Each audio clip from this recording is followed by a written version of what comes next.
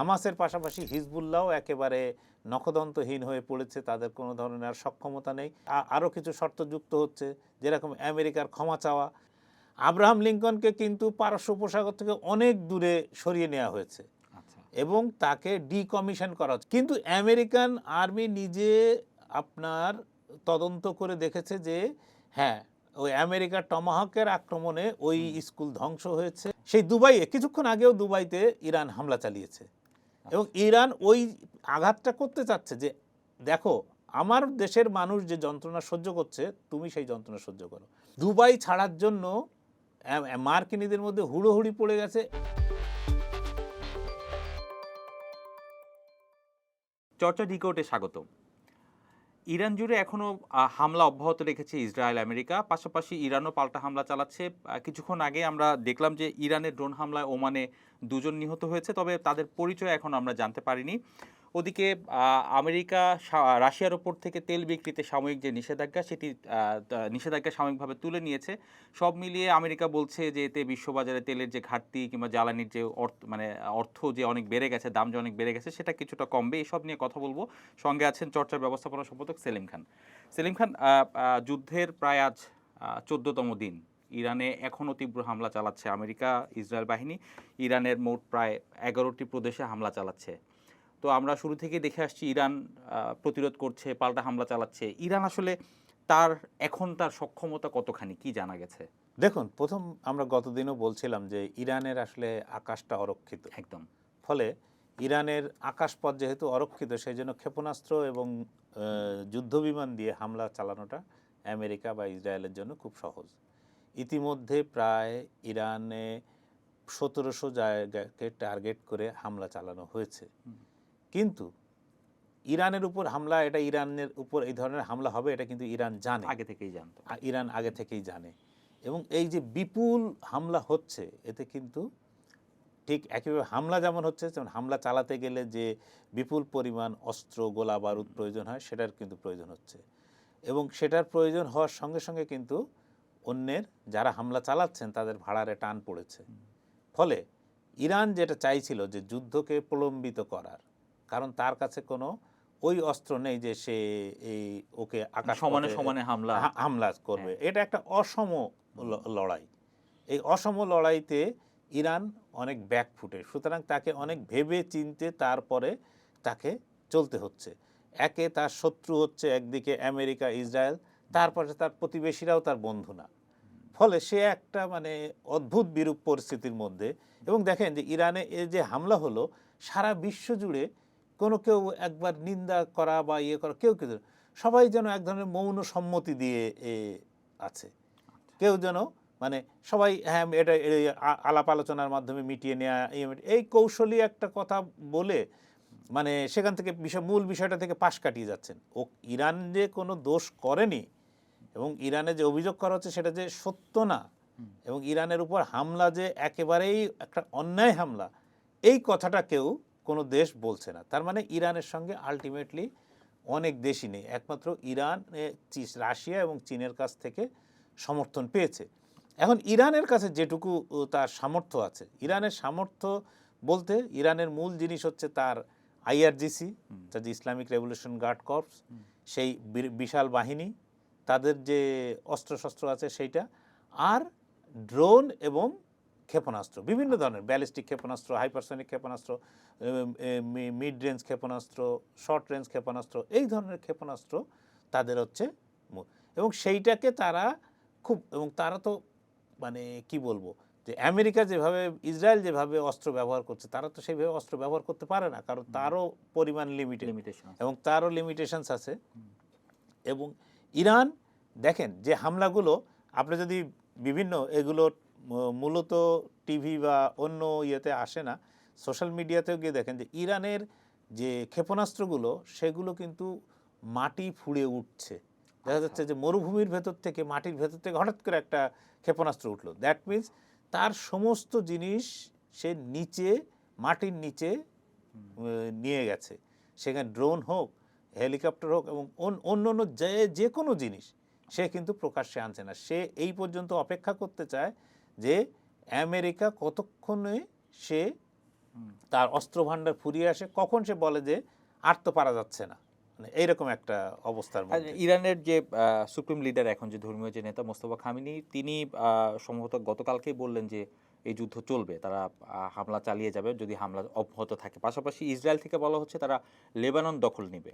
এই যে মুখোমুখি বিপরীতমুখী অবস্থান, এটা যুদ্ধ তো আরো বাড়বে বলে মনে হয়। সেক্ষেত্রে কি দুই পক্ষই যুদ্ধ আসলে চালিয়ে নিতে পারবে? আপনি একটু আগে বলছিলেন সামরিক সক্ষমতার কথা। হ্যাঁ, কি- এখন লেবানন চালিয়ে নিলে তারা অলরেডি হিজবুল্লাহর আপনার ব্যাপক প্রতিরোধের সম্মুখীন হয়েছে কিন্তু ইসরায়েলের বাহিনী।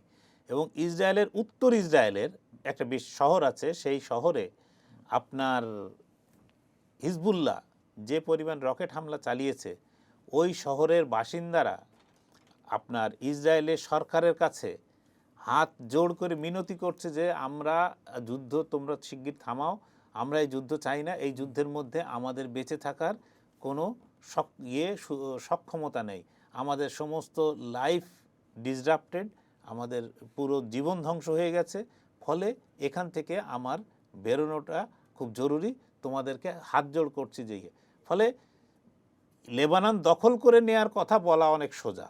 আচ্ছা, লেবানন দখল করলে কি হবে সেইটা, কারণ সবাই ধরে নিয়েছিল, বিশেষত আপনার সিরিয়ার পতনের পরে যখন আস্তে আস্তে এই গাজা যুদ্ধটাও থেমে গেল, যে হামাসের পাশাপাশি হিজবুল্লাহও একেবারে নখদন্তহীন হয়ে পড়েছে, তাদের কোনো ধরনের আর সক্ষমতা নেই, এরকম একটা অবস্থায় পড়েছে। কিন্তু বাস্তবে প্রমাণ হলো যে সেটা ঠিক না।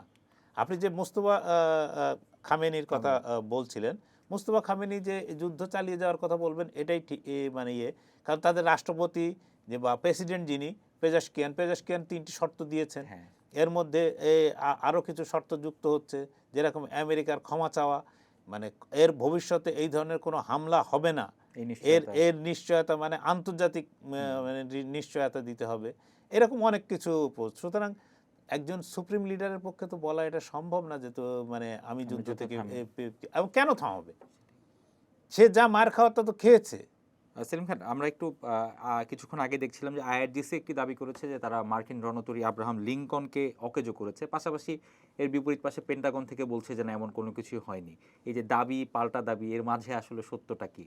দেখুন, আমেরিকার ব্যাপারে যে আমেরিকা বা ইসরায়েলের ক্ষয়ক্ষতির ব্যাপারে ইরান যে দাবি করছে, সেইটা সবসময় তারা আমেরিকা বা ইসরায়েলের পক্ষ থেকে অস্বীকার করা হচ্ছে, এটা একেবারে স্বাভাবিক।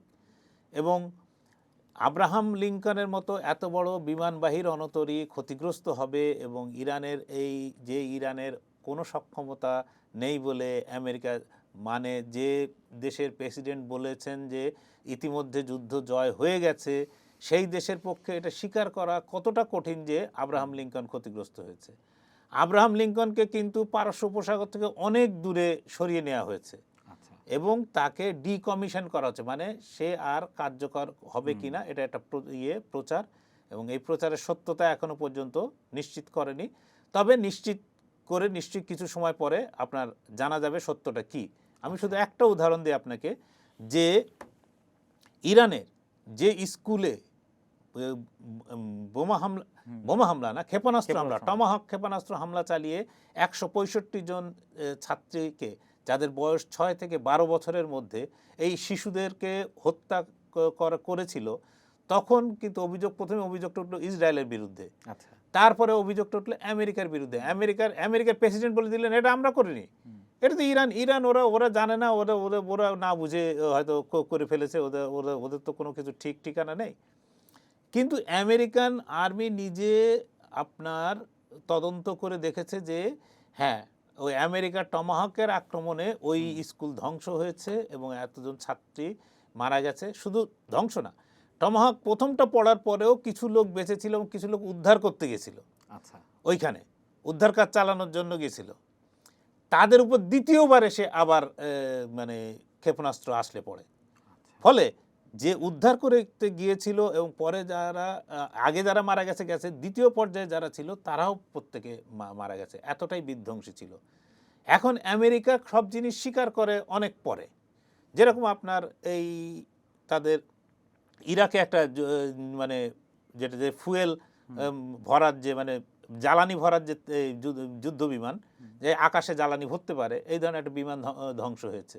কি কারণে হয়েছে সেই কারণ তারা বলছে না, বলছে যে নিজেদের কারণে, কিন্তু তারা কিন্তু ব্যাপক তদন্ত এবং চালাচ্ছে।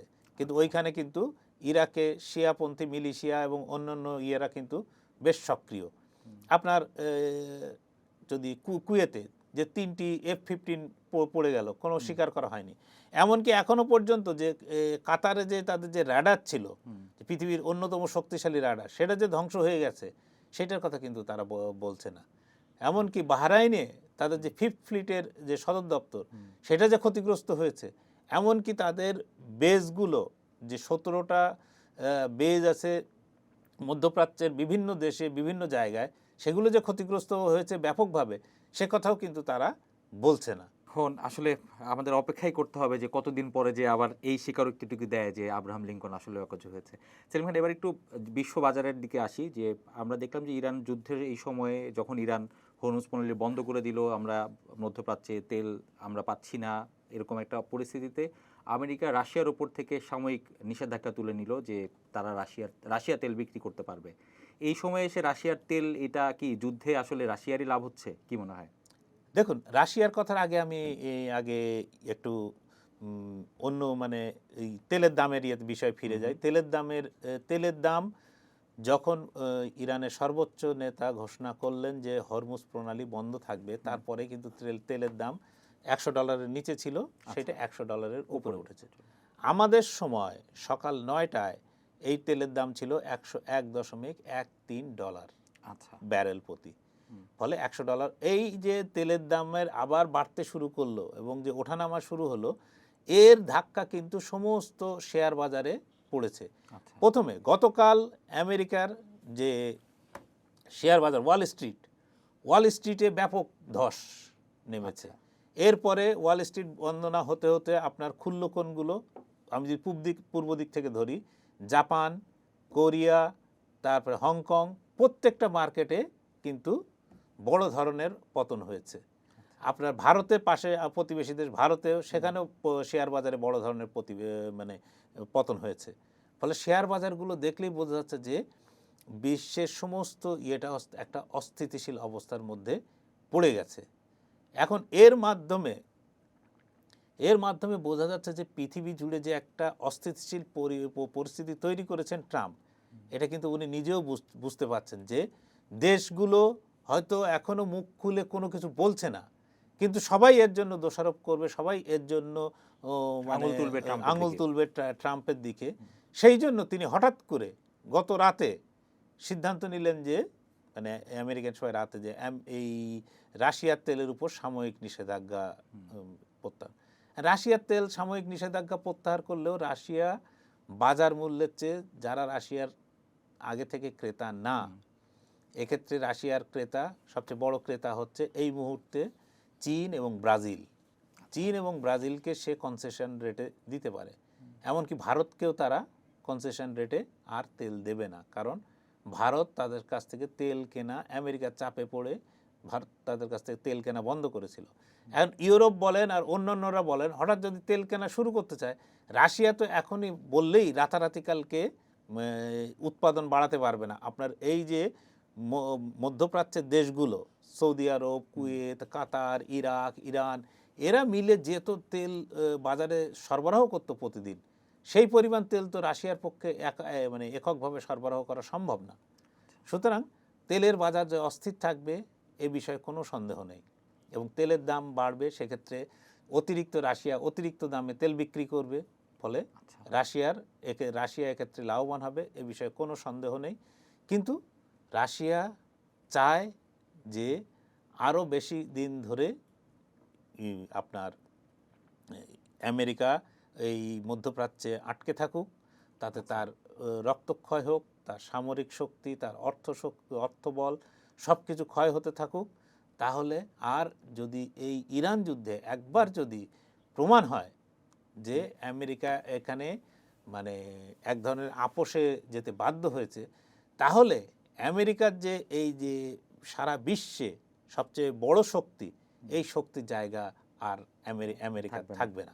সেলিম খান, আমরা শেষ করব, শেষের দিকে একটু এসে যে ইরান জাতিসংঘের নিরাপত্তা পরিষদে অভিযোগ করেছে যে যে হামলাটি হচ্ছে সেটি অবশ্যই আন্তর্জাতিক আইনের লঙ্ঘন। সেক্ষেত্রে আপনার কাছে কি মনে হয়, ইউরোপীয় দেশগুলো কি ইরানের পাশে এসে দাঁড়াবে, নাকি মধ্যপ্রাচ্যে নতুন করে আরো সংকট কিংবা মধ্যপ্রাচ্যে নতুন কোনো শক্তির ভারসাম্য তৈরি হবে কিনা? না, এখানে আপনি যেটা বললেন যে ইউরোপের কারোর রাশিয়া ছাড়া কারোর ইরানের পাশে দাঁড়ানোর মানে প্রশ্নই নেই, কেউ কেউ দাঁড়াবে না। কিন্তু এখানে একটা বিষয় উল্লেখ করতে চাই। আপনি 2 দিন আগে ইরানের একটি ব্যাংকে, তেহরানে একটি ব্যাংক চলছিল, সেই ব্যাংকে ইসরায়েলে ক্ষেপণাস্ত্র গিয়ে আসলে পড়ে আচ্ছা, এবং ব্যাংক ক্ষতিগ্রস্ত হয়, এখানে অনেক লোক মারাও যান যারা ব্যাংকে। তখন আপনার ইরান ঘোষণা দেয় যে এখন থেকে এই যে কি বলে তার প্রতিবেশী দেশগুলো, আরব দেশগুলোতে যে ব্যাংকগুলো আছে, বিশেষত পশ্চিমা ব্যাংক, সবগুলোই তার টার্গেটের মধ্যে পড়বে এবং পড়ে গেছে। এর পরে ভয়ে আপনার দুবাইতে 109টা ব্যাংকের শাখা আছে আচ্ছা, এবং এর বাইরে আরও ফাইন্যান্সিয়াল ইনস্টিটিউট আছে, হেজ মানি আছে, মানে আপনার কি বলে ওই ইন্স্যুরেন্স কোম্পানি আছে, এরকম অনেক কোম্পানি দুবাইতে আছে, অন্য অন্য জায়গায় আছে, দোহাতে আছে, কাতার কুয়েত সিটিতে আছে, আপনার সৌদি আরবে আছে। এরা বিভিন্ন এইচএসবিসি, সিটি ব্যাংক থেকে শুরু করে বড় বড় ব্যাংক, যারা ইন্টারন্যাশনাল ব্যাংক, তারা বলছে যে আমাদের শাখা এখন বন্ধ, তারা তাদের কর্মীকে অফিসে আসতে নিষেধ করে দিয়েছে। বলছে যে তোমরা ঘরে থেকে যেটুকু কাজ করতে পারো করো, তার বাইরে কাজ করার দরকার নেই। দেখেন, তাহলে একটা হামলার কারণে এবং ইরানের একটা হুমকির মুখে কিন্তু সমস্ত ব্যাংকিং সিস্টেম কিন্তু ইরান কিন্তু কোলাপস করে দিয়েছে প্রায়। এবং একটা দুটো যদি হামলা হয় তাহলে কিন্তু আরও কোলাপস করবে। এইখানে সবচেয়ে বড় যেটা শিক্ষা, সেটা হচ্ছে পুরো মধ্যপ্রাচ্য জুড়ে একটাই শহর আছে বা একটা এলাকা আছে, দুবাই।